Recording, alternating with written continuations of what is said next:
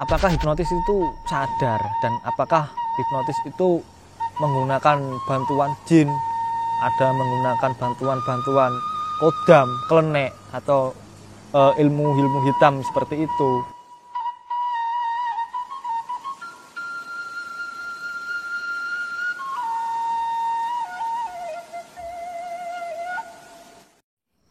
Bismillahirrahmanirrahim. Assalamualaikum warahmatullahi wabarakatuh. Salam sejahtera untuk kita semua dan untuk alam semesta. Rahayu, rahayu, rahayu. Wilujeng, wilujeng, wilujeng. Bertemu lagi dengan saya, Dika Nyoma. Apa kabarnya saudara-saudaraku semua? Semoga kita semua dalam kondisi sehat. Dan apabila kalau ada yang sakit, semoga penyakitnya segera diangkat oleh Allah Subhanahu wa Ta'ala. Oke teman-teman, saya membuat konten masalah hipnotis, hipnoterapi atau gendam dan ilmu-ilmu pengembangan diri lainnya. Itu bukan kok berarti saya sombong atau saya istilahnya menunjukkan kemampuan atau gimana. Saya termotivasi untuk mengedukasi kepada masyarakat supaya masyarakat tidak berpandangan negatif terhadap hipnotis. Kebanyakan masyarakat kita, khusus masyarakat Indonesia, itu sangat tabu dengan hipnotis seperti itu. Menganggap seolah-olah hipnotis itu sebagai tindak kejahatan di jalanan. Mungkin banyak di Indonesia yang kejahatan yang mengatasnamakan hipnotis seperti itu. Makanya di sini saya buatkan video atau ingin meluruskan apa sih sebenarnya itu hipnotis dan apa saja manfaat hipnotis. Hipnotis itu ilmu logis, diterimanya sebuah ide tanpa adanya kritik. Jadi hipnotis adalah orang yang melakukan ilmu hipnosis. Jadi hipnosis itu ilmunya dan hipnotis adalah orang yang melakukan ilmu hipnosis ini. Saya ambil contoh seperti gitar. Gitar adalah alat musiknya, sedangkan yang memainkan gitar disebut gitaris. Ada lagi teman-teman, saya ambil contoh lagi misalnya piano. Piano alat musiknya, sedangkan yang memainkan piano disebut pianis. Lah, seperti itu halnya dengan hipnotis teman-teman. Hipnosis adalah ilmunya, sedangkan yang melakukan hipnosis disebut hipnotis. Oke, sampai sini semoga teman-teman sedikit bisa memahami apa sih itu hipnotis dan semoga tidak salah untuk pemahaman. Dan hipnosis itu sendiri pertama kali dikembangkan oleh seorang ilmuwan, oleh seorang profesor doktor. Beliau bernama James Braid. Sekitar tahun 1795 sampai 1800 sekian. Kondisi kesadaran ini disebut hipnosis dan jauh sebelum James Braid sudah ada pengembangan yang seperti ini. Itu disebut mesmerism atau magnetism yang digagas oleh Frank Anton Mesmer. Oke, langsung saja mungkin saya akan bahas apa sih manfaat dari belajar hipnotis. Jujur ya teman-teman, manfaat belajar hipnotis sangat banyak sekali teman-teman. Baik untuk diri kita sendiri maupun untuk orang lain. Kalau untuk diri kita sendiri, dari gaya berbicara kita sudah bisa lebih baik lagi. Spek publik kita bisa lebih oke. Jujur ya teman-teman, sebelum saya belajar hipnotis, saya ngomong di depan kamera gini aja sudah groginya minta ampun, apalagi sampai durasi panjang 10 menit ke atas, sudah bingung mau ngomong apa, kata-katanya pakai apa. Aku kemarin juga pertama kali belajar hipnotis seperti itu, menerapi seseorang, saya bingung teman-teman dengan durasi yang panjang, terus dengan pengolahan kata-kata yang tentunya sangat banyak juga. Lalu siapa saja yang bisa melakukan hipnotis?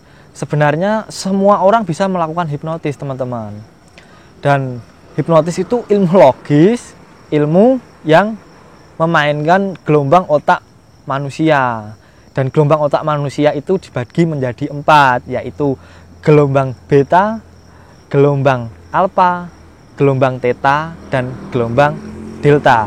Sebenarnya ada 5, yang satunya gelombang gamma. Kalau di dunia hipnotis, gelombang gamma ini sering tidak terpakai.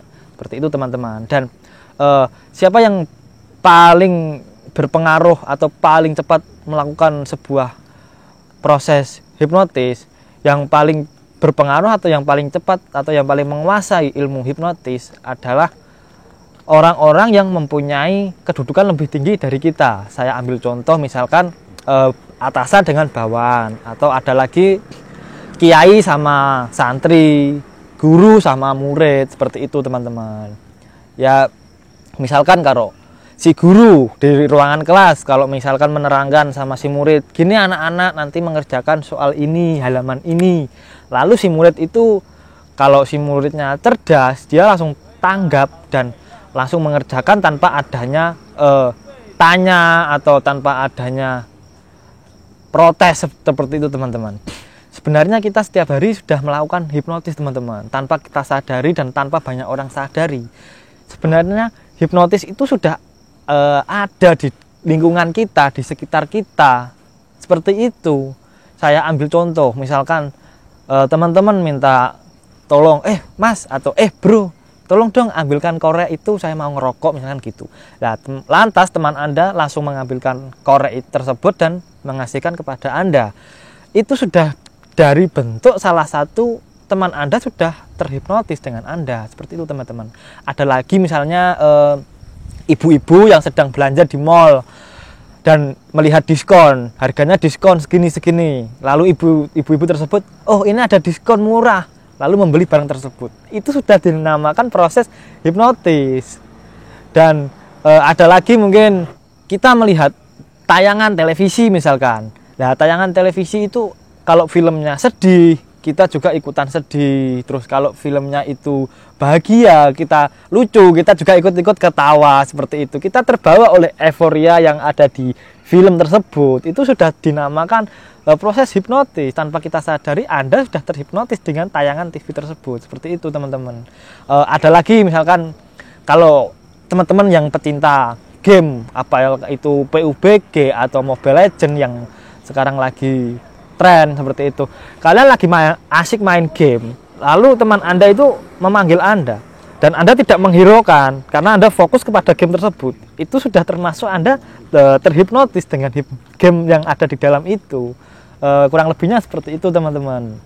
Kemarin itu ada yang tanya kepada saya, teman saya sendiri satu tempat kerja gitu kan, Mas Dika, apakah hipnotis itu sadar dan apakah hipnotis itu menggunakan bantuan jin, ada menggunakan bantuan kodam, klenek atau ilmu hitam seperti itu.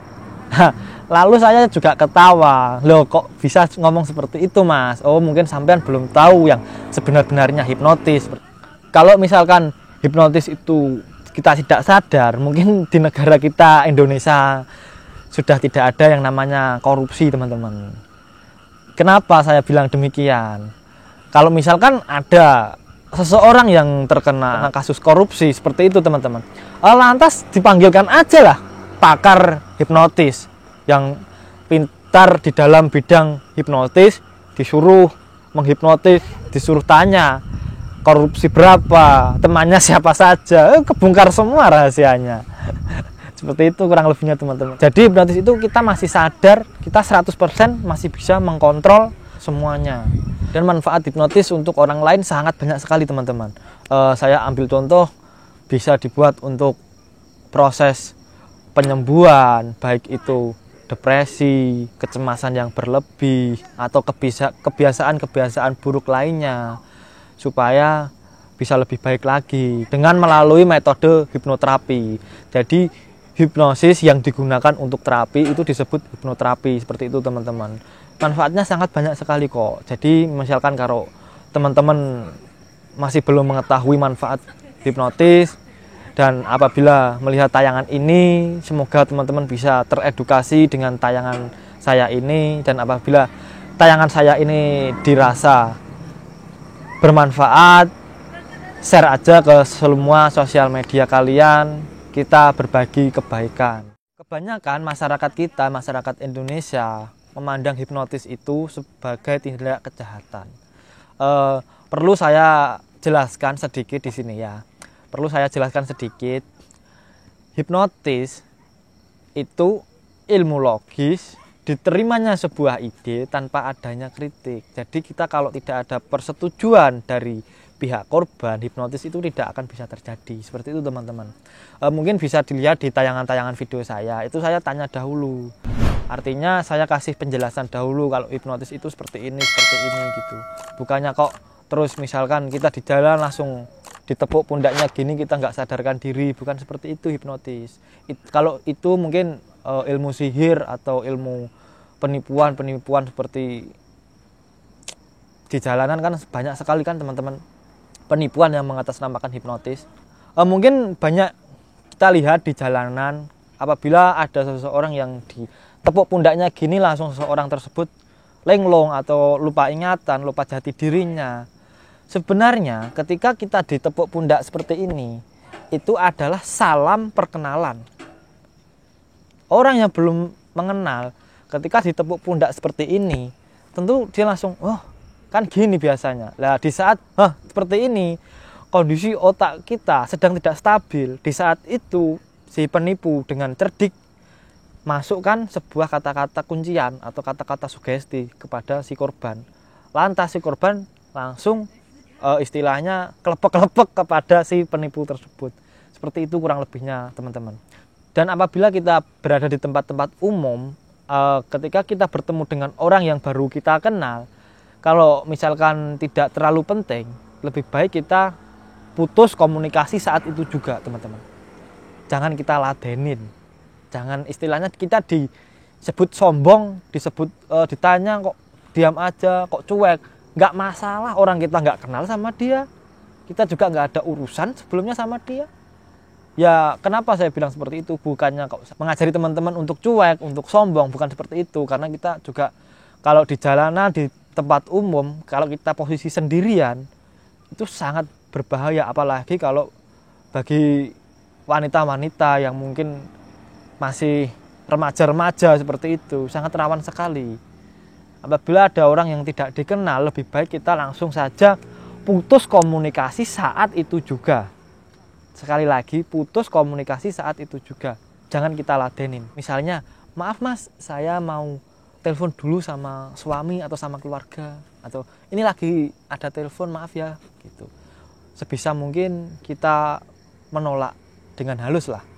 Maaf mas, tenggorokan saya lagi sakit, gak banyak bicara. Dengan halus kita menolak beliau. Jangan sampai kita terbawa atau terpancing oleh omongan-omongan dari beliau. Oke, mungkin itu dulu video saya kali ini dan semoga bisa bermanfaat untuk teman-teman yang belum mengetahui apa sih itu hipnotis, dan semoga dengan tayangan video ini bisa sedikit mengedukasi kepada teman-teman semua bahwa hipnotis itu baik, hipnotis itu keren, dan hipnotis itu tidak senegatif yang dipandang di mata masyarakat. Oke, apabila teman-teman ada yang mungkin minat untuk belajar hipnotis, carilah trainer-trainer yang sekiranya teman-teman mumpuni di bidang hipnotis. Karena jangan sampai kita ketipu oleh seseorang yang kita anggap sakti, lalu dia mematok dengan mahar sekian, nanti kamu bisa ini. Jangan sampai teman-teman tertipu seperti itu. Mungkin itu dulu yang bisa saya sampaikan. Apabila ada salah kata, saya mohon maaf, dan saya ini juga masih dalam tahap belajar. Apabila ada kesalahan kata, tutur kata saya mohon maaf. Oke, bersama saya Dika Nyoma, dan sampai jumpa. Wassalamualaikum warahmatullahi wabarakatuh. Murder on call with the fight now. 20 years and it seems like a lifetime. I've been hanging every day from a lifeline. Why these fuckers tell it in every night?